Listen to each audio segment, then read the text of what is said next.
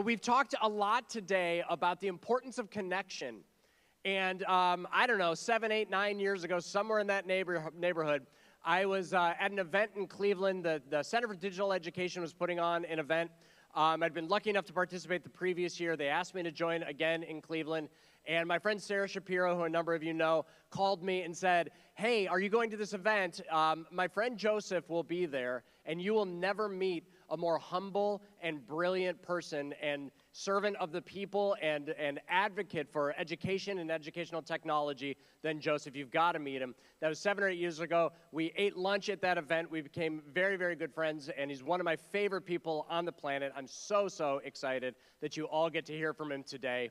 So, without further ado, he once ate an apple in the First Lady's office. Please welcome to the stage, Joseph South. Topping out is a great feeling, but learning from Joseph South feels like free soloing El Capitan. It takes a lot for me to stop digging into a delicious tart cherry pie, but when Joseph South is speaking, it's forks down for me. Get ready for Joseph South. So I hope you loved my completely fake AI hype video.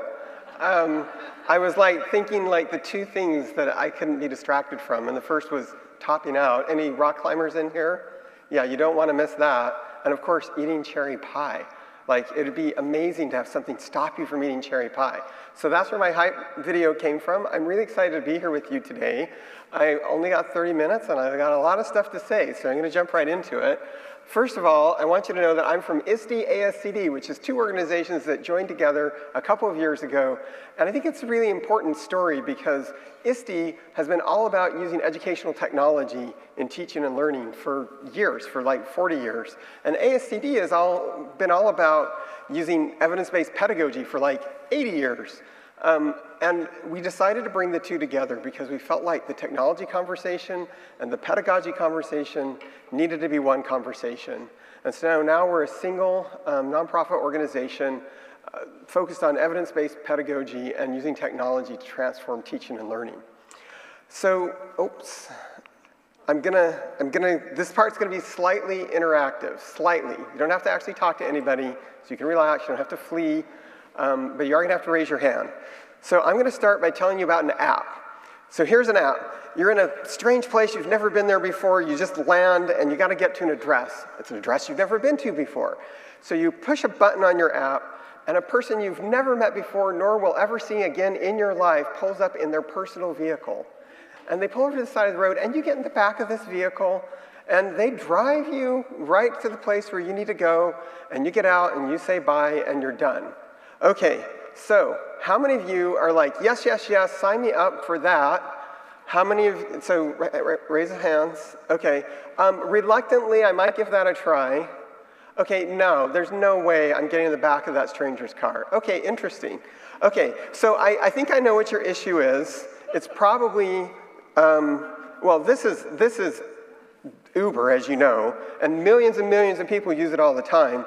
And you can tell that this Uber driver is super legit because they have this piece of paper that they stuck against the window. And so now you know, okay, this is my Uber driver. And look how calm she is. She's just getting in. I'm all good. Okay, so clearly there's a problem here, and I know what it is, so I'm going to solve this for you. It's stranger danger, right? You don't want to get in the back of a car with some stranger. So here's another app. Okay, ready? You're in a strange city. You've never been in this city before. You're I got to get from here to there. You push a button, and an autonomous robot car pulls over to the side of the road right in front of you. It found you on GPS, unlocks the back door. You get inside, you close it, it locks. And now it drives you with no stranger to your destination.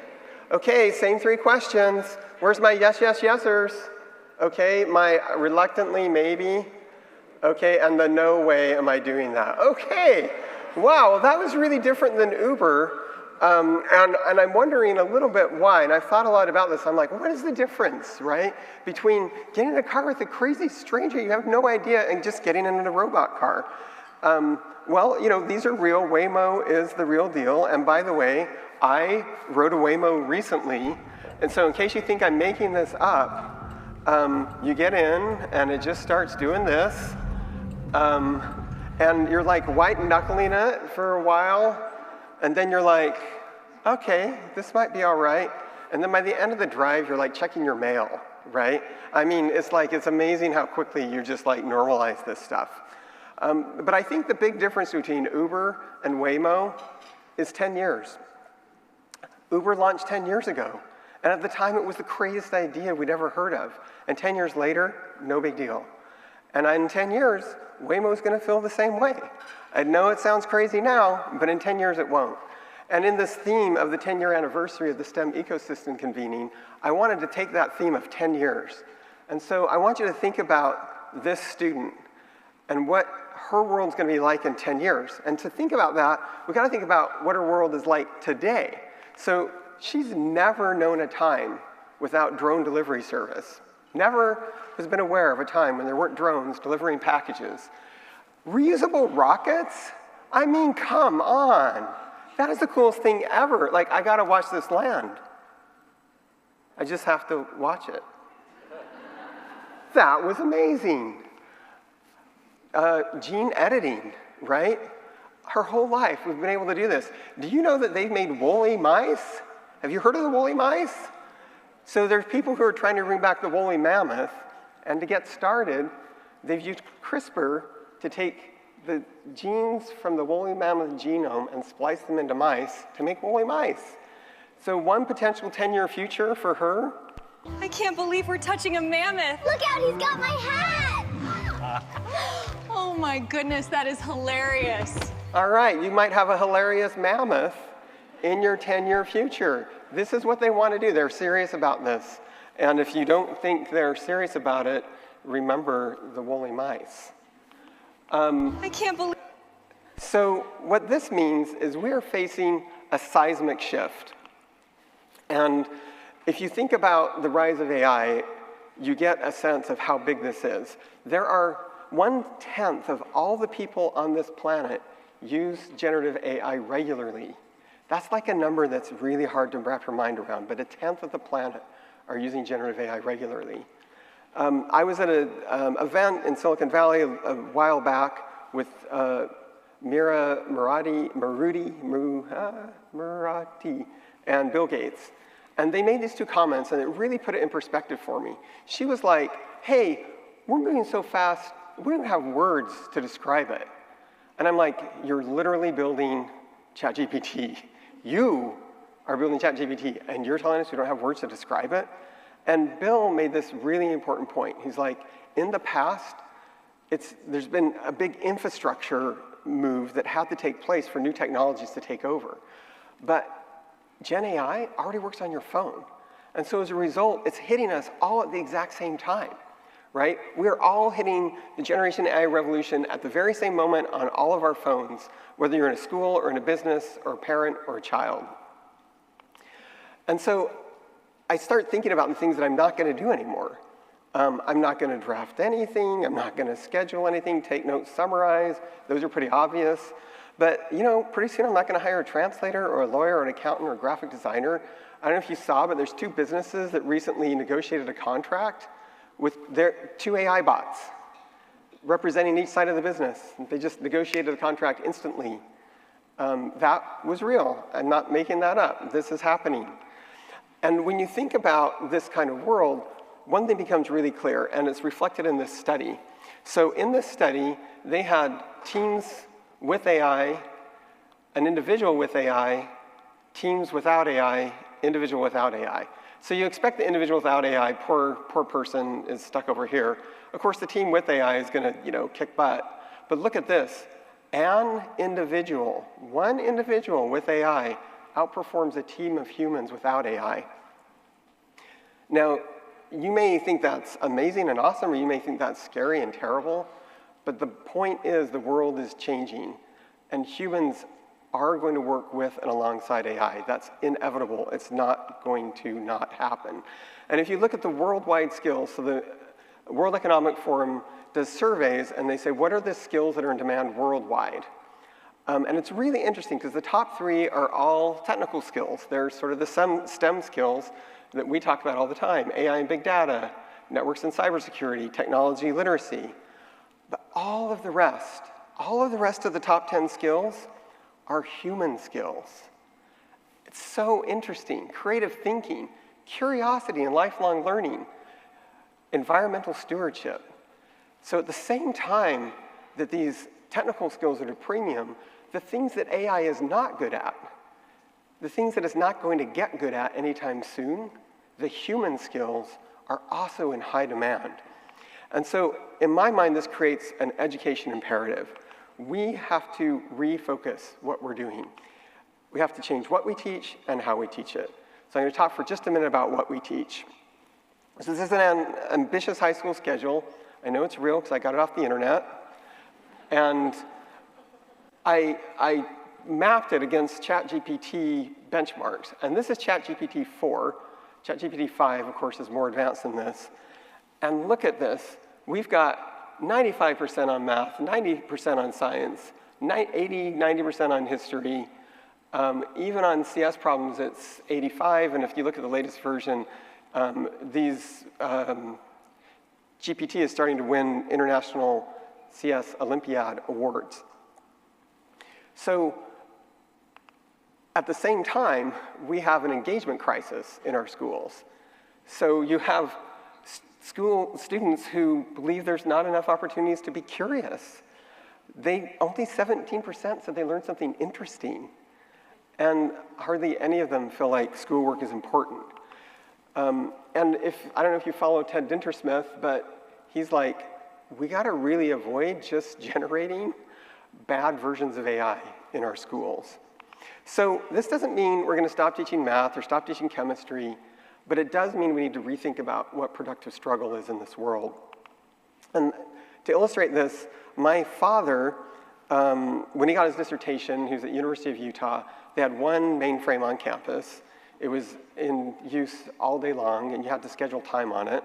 And he was doing regression analysis, and the way you did regression analysis at the time is you punched holes in cards, and he was analyzing this genealogical data. And the time that he could get on the mainframe was after midnight, between midnight and 5 a.m., because that's when it was cheap and they let graduate students on. So he would get up in the middle of the night and run his punch cards through the machine. This is not productive struggle. It was at least 50% of the effort he put into his PhD, but it was not useful. It was the only way to get it done, but it wasn't productive. And we need to ask ourselves, in the age of AI, where is the productive struggle? Like me trying to say productive struggle? Where's the productive struggle? And what's the unproductive struggle that we're putting into our learning experiences? And just some examples. Obviously, designing experiments is going to be important no matter what. Reconciling conflicting sources, probably even more important. Reasoning, revising, debugging. But memorizing, formatting, basic computing, finding information, drilling, probably not. And so it's going to require us to be pretty reflective about what we teach and how we teach, to really ask ourselves, where's the productive struggle in this world? So let's talk about how we teach. We have to move the model from knowledge transmission to expertise development. And the expertise is different than knowledge transmission. It's got a purpose behind it. It's not test-driven. It's community embedded. It's not classroom embedded. It's hands-on. It's not abstract. And it's authentic. It's not contrived. Expertise is what the world wants from our students. Knowledge transmission is what we give our students. And we have to shift our model. And to give you an example of how we're doing this at ISTE-ASCD, this is our third year now of the AI Innovator Studio and Challenge.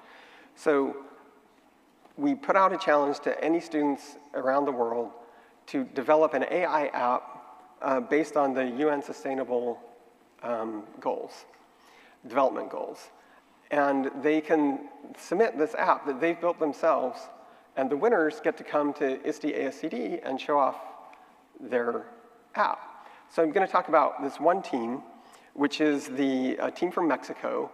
And they created an app that takes Mexican Sign Language, and I don't know if you can see, she's got a digitizer glove here, and it digitizes Mexican Sign Language when you form it. It turns that into written text, and then it uses AI to translate it into any language. So these are high school kids who came up with all of this and worked through all the steps and made it all happen. And when we think about that kind of effort, it makes me think about an analogy of preparing conductors in an AI environment. So I'll explain what I mean by this. So one of the things that I'm working on right now with other experts around the world is an AI literacy framework. And we're working with the European Commission, OECD, and this is actually the framework that's going to be used for the PISA tests. And I'm not sure if you're familiar with the PISA tests, but that's how countries compare their achievement with other countries. So the math PISA and the science PISA, well, there's going to be an AI literacy PISA, and it's going to be based on this framework. It's coming out in 2029. So I'm giving you like a little preview into the future. And the thing that I really love about this framework is right now, we are spending all of our time helping young people learn how to engage AI. But there's 3 other domains that we've identified: creating with AI, managing AI, and designing AI. And we've got to move beyond having a young person face the AI and engage with it. What we need is the AI behind the young person, pushing them forward to reach their goals. And these other domains, creating, managing, and designing AI, push in that direction. And so when you think about what these students did to create their app, the first thing they had to do was set up a data stream, data streaming in from the glove. They had to process that data. They had to digitize that data. Then they had to train their model on that data to recognize the patterns of Mexican Sign Language. And then they had to test it, debug it, and then they had to create a whole user experience for the app. And so if you look at those skills, they're not simply engaging with AI. They are creating with AI, they're managing AI, and they're actually designing AI. And so what I want us to do is think about how we prepare young people for the future in these terms. We're used to creating young people who can play an instrument really well. They play the chemistry instrument, or they play the physics instrument, or the writing instrument. But we need to train them to be conductors and not just play one instrument, but be able to conduct all of them. And I think about this image of where I want a young person to think about themselves in the AI world. I want them to feel like they're the conductor of agentive AI and not just an instrument player. And I have to play this because AI made it and I think it's cool.